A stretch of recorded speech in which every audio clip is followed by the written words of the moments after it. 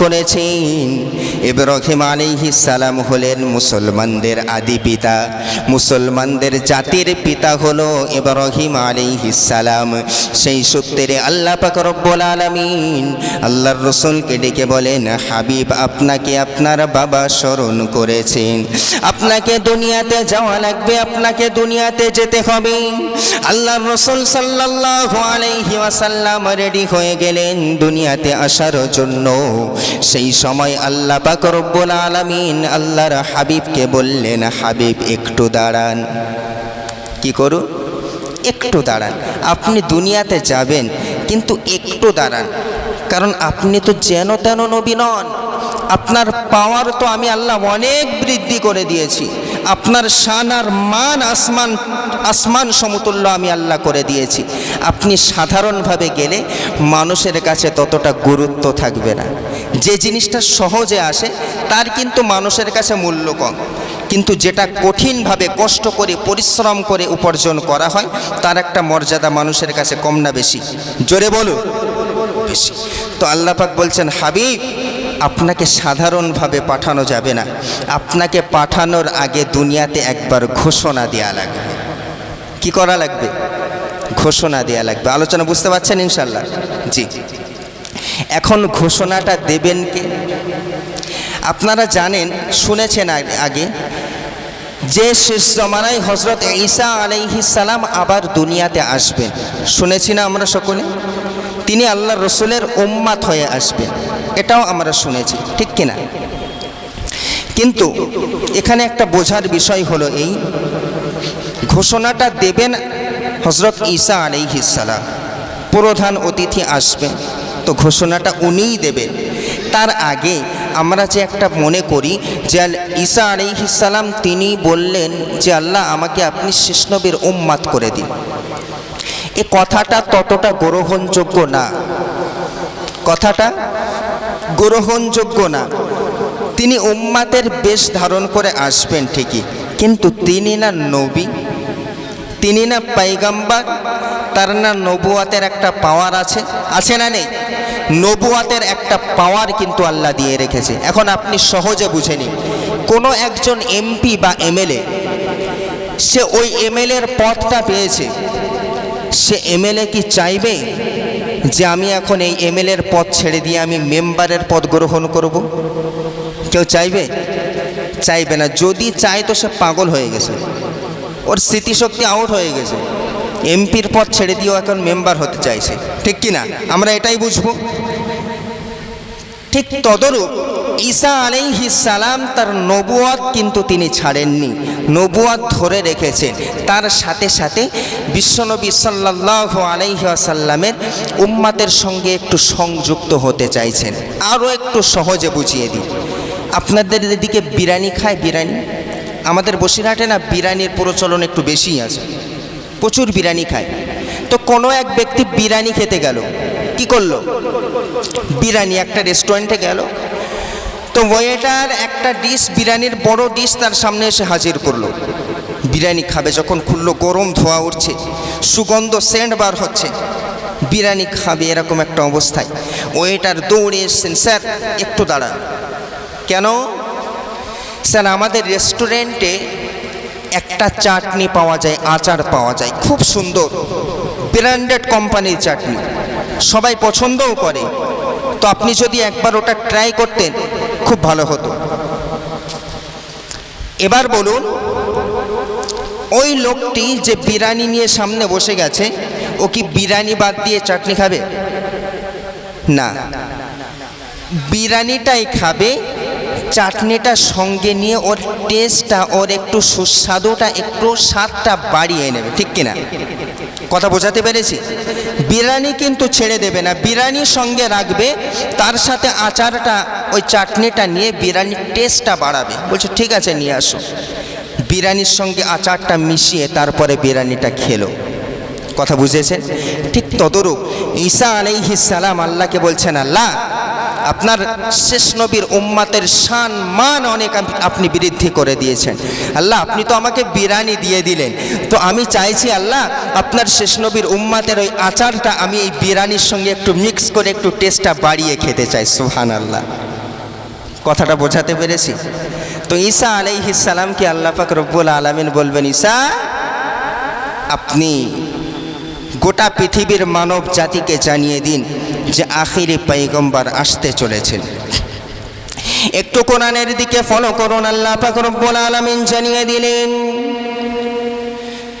সুন্দরভাবে আল্লাহ পাক রব্বুল আলামিন ঘোষণা করলেন, ওয়া ইয ক্বালা ঈসা ইবনু মারইয়াম ইয়া বানি ইসরাঈলা ইন্নী রাসূলুল্লাহি ইলাইকুম মুসাদ্দিকাল লিমা বাইনা ইয়াদাইয়া মিনাত তাওরাতি ওয়া মুবাশশিরাম বিরাসূলিন ইয়াতি মিন বা'দি ইসমুহু আহমদ। আল্লাহু আকবার। আল্লাহ পাক রব্বুল আলামিন ঈসা আলাইহিস সালামকে জানিয়ে দিলেন, কোরআনের মাধ্যম দিয়ে উম্মতকে সতর্কবাণী দিলেন, ও গোলাম কোরআনটা ফলো করুন। ঈসা আলাইহিস সালাম বললেন, ইয়া বানি ইসরাঈল ইন্নী রাসূলুল্লাহি ইলাইকুম। বানি ইসরাঈলকে ডেকে বললেন, ওগো বানি ইসরাঈল গোত্রের মানুষেরা শোনো, আল্লাহ পাক আমি ঈসা আমাকে তোমাদের নিকটে রসুল করে দুনিয়াতে পাঠিয়েছেন। এক নম্বর ঘোষণা ঈসা আলাইহিস সালাম দিলেন। দু নম্বর ঘোষণা দিচ্ছেন ঈসা আলাইহিস সালাম, ওগো মানব সম্প্রদায় কোরআনের দিকে ফলো করুন।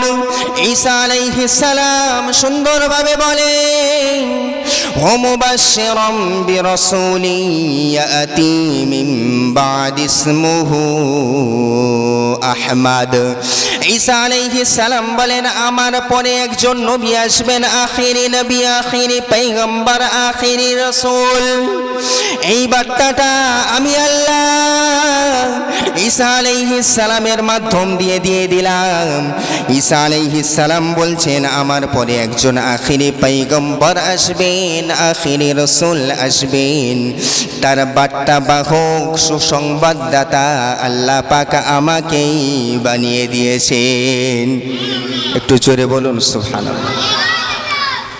তাহলে আমাদের নবীর পাওয়ারটা কম না বেশি? রসুল কি সহজেই চলে এসেছেন? না, মানুষকে জানানো হয়েছে। যেমন প্রধান বক্তা স্টেজে ওঠার আগে যে পরিচালনা করেন, সে প্রচার করে কি করে না? প্রধান বক্তার আগমন বলে না, শুভেচ্ছার স্বাগতম, নারায়ে তাকবীর, লিল্লাহি তাকবীর ইত্যাদি ইত্যাদি কাজ করে। কারণ প্রধান বক্তা আসছেন, সকলে সতর্ক হয়ে যান। তো আল্লাহ পাক রব্বুল আলামিন ঈসা আলাইহিস সালামের মাধ্যম দিয়ে গোটা মানব সম্প্রদায়কে জানিয়ে দিলেন যে আখিরি পয়গম্বর আসছেন তোমাদের মাঝে। কথা বোঝাতে পেরেছি? এখন আসুন আল্লাহ রাসূল সাল্লাল্লাহু আলাইহি ওয়াসাল্লাম কিভাবে আসলেন একটু একটু করে টাচ দিয়ে যাব ইনশাআল্লাহ। ওগো আল্লাহর গোলাম, আল্লাহর হাবিব সাল্লাল্লাহু আলাইহি ওয়াসাল্লাম যখন দুনিয়াতে ভূমিষ্ঠ হওয়ার আগে আম্মা জান আমিনার গর্ভে আসলেন। আম্মা জান আমিনার গর্ভে যখন রসুল আসলেন, তখন দুনিয়ার ভিতরে আম্মা জান আমিনা তখন অনেক রকম বরকত লক্ষ্য করতে লাগলেন। তিনি দেখছেন তার সামনে অনেক রকম বরকত আবির্ভাব হচ্ছে। তিনি বুঝতে পারেন না এটা কিভাবে হয়। জমজম কূপের পানি অনেক নিচেতে থাকতো, অনেক নিচুতে পড়ে থাকতো। সেই সময় মক্কার মানুষেরা রশি আর দড়ির মাধ্যমে সেই নিচ থেকে পানিগুলো উঠাতো। কিন্তু আমিনা যখন সেই সন্তানকে গর্ভবত অবস্থায়, সন্তান যখন পেটে চলে আসলেন, সেই অবস্থায় যখন ওই জমজমের পাশে যে হাজির হতেন, জমজম কূপের পানি নিচ থেকে উপরে উঠে আসতেন। সুবহানাল্লাহ। এগুলো হচ্ছে রসুলের বরকত। আরও একটু বরকত বলে দিই, তারপরে সিরাতে যাব ইনশাআল্লাহ।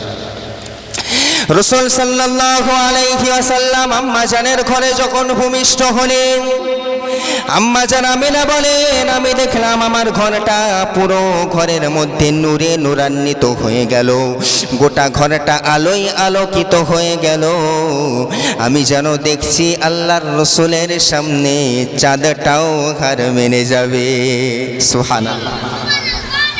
আল্লাহ রাসূল সাল্লাল্লাহু আলাইহি ওয়াসাল্লামের দাদাকে খবরটা দেওয়া হলো। দাদা আব্দুল মুত্তালিব এসে হাজির, আল্লাহ রাসূলকে কোলের মধ্যে উঠিয়ে নিলেন। তিনি নিয়ে সোজা কাবা গৃহের কাছে গেলেন। যাওয়ার পরে বরকতের রহমতের দোয়া আল্লাহর কাছে করলেন এবং তার সাথে সাথে এবার আল্লাহর রাসূলের দাদা যান আল্লাহর রাসূলের একটা নামকরণ করে দিলেন, মুহাম্মদ। কি নাম দিলেন? মুহাম্মদ সাল্লাল্লাহু আলাইহি ওয়াসাল্লাম। তো দাদা যান সেই সময় নিয়ে গেলেন। নিয়ে যাওয়ার পরে কাবা গৃহের পাশে আল্লাহ রাসূলকে শোয়ালেন, আল্লাহর কাছে দোয়া করলেন এবং তার নামকরণটাও করে দিলেন। তারপরে সেই সময় মক্কার ভিতরে একটা প্রচলিত পন্থা ছিল, যখন কোনো বাচ্চা ভূমিষ্ঠ হবে, দুনিয়ায় জন্মগ্রহণ করবে, তাদেরকে তারা তায়েফে পাঠিয়ে দেবে। তায়েফের কিছু মহিলারা ছিল, কিছু টাকার বিনিময়ে বাচ্চাদেরকে নিয়ে দুধ পান করাতো, লালন পালন করে বড় করে তারপরে দিয়ে যেত।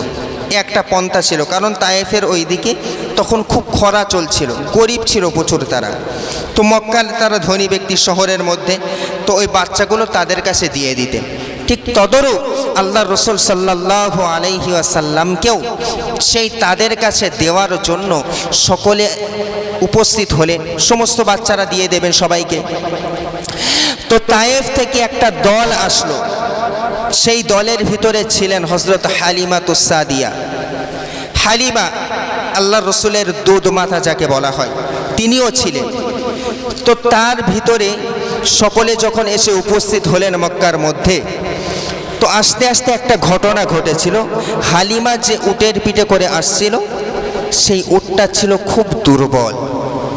তো তারা পিছনে পড়ে গেল, আর সব উটের দল সহ সমস্ত মানুষের দলেরা তারা আগে বাড়তেই থাকলো, আর তারা পিছনে পড়ে গেল। তারা আগে এসে সমস্ত বাচ্চাদের, বড় লোকের বাচ্চাগুলো নিয়ে নিল। হালিমা শেষে দেখছে সব খালি, শুধু একটিই বাচ্চায় আছে, সেটি হলো শিশু মুহাম্মদ সাল্লাল্লাহু আলাইহি ওয়াসাল্লাম। তিনি এতিম বলে কেউ তাকে নিতে চাননি, এতিম বলে কেউ তাকে নিতে চাননি। তো হালিমা সেই সময় তার স্বামীকে বলছেন যে, আমার স্বামী, একেবারে খালি হাতে ফিরে যাওয়ার চেয়ে ওই শিশু, এতিম শিশুটাকে আমরা নিয়ে যাই। স্বামীও সম্মত দিলেন, মতামত দিলেন, হ্যাঁ ঠিক আছে তুমি নিয়ে নাও। তো হালিমা সেই সময় আল্লাহর রাসূলকে নিজের বুকের মধ্যে জড়িয়ে নিলেন। দেখছেন যে চাঁদ মুখখানে এত সুন্দর তার চেহারা, শিশু মুহাম্মাদের চেহারার এতটা পরিমাণ উজ্জ্বল। হালিমা বলছেন, আমার জীবনে এমন বাচ্চা আমি আর কখনো দেখিনি। সুবহানাল্লাহ। এবার বরকতটা কিভাবে হচ্ছে দেখেন, বরকত কিভাবে হচ্ছে দেখেন। যখন হালিমা আল্লাহর রাসূলকে সঙ্গে নিলেন, হালিমা যখন বুকের ভিতরে জড়িয়ে নিলেন, বুকের ভিতরে নিয়ে নিলেন, নিয়ে যখন তারা দুজনা চলে আসবেন, স্বামী এবং হালিমা দুজনা যখন চলে আসবেন, আসার পরে সেই দুর্বল গাধার পিঠে চড়ে বসলেন। সর্বপ্রথম হালিমা বসলেন, আর হালিমার কোলে ছিল শিশু মুহাম্মদ, আর আল্লাহর রাসূলের সামনে বসে গেল হালিমার স্বামী।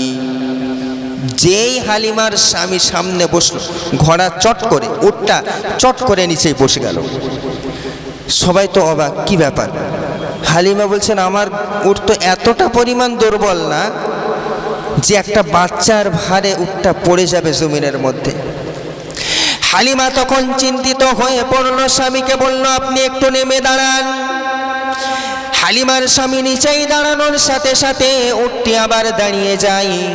হালিমা বলেন, এবার আপনি চড়ে বসুন। যখন হালিমার স্বামী আবার উটের উপরে চড়ে বসে, সঙ্গে সঙ্গে উটটি আবার জমিনের মধ্যে পড়ে যায়। যখন জমিনের মধ্যে পড়ে যায়, হালিমা চিন্তিত হয়ে গেলেন। তিনি একটা চিন্তা ভাবনা করলেন, এটা অন্য কোনো ব্যাপার নয়, এটা হলো শিশু নবী মুহাম্মাদের মুজিজা। এই যে বাচ্চাটি আমরা কোলের মধ্যে নিয়েছি, এই বাচ্চার পাওয়ারটা আল্লাহ এতটা পরিমাণ দিয়েছেন যে এই বাচ্চার শান আর মান বর্ণনা করার মধ্যে আমাদের মধ্যে কোনো ভাষা নাই। যখন শিশু নবী মুহাম্মদ সাল্লাল্লাহু আলাইহি ওয়াসাল্লামকে কোলে নিয়ে হালিমা বললেন, ও আমার স্বামী, আপনি নেমে দাঁড়িয়ে যান। যখন হালিমার স্বামী নিচেই নেমে দাঁড়িয়ে পড়লো, উঠতে আবার দাঁড়িয়ে গেল। হালিমা তখন বলেন, আপনি আমার পিছনে এসে বসে যান।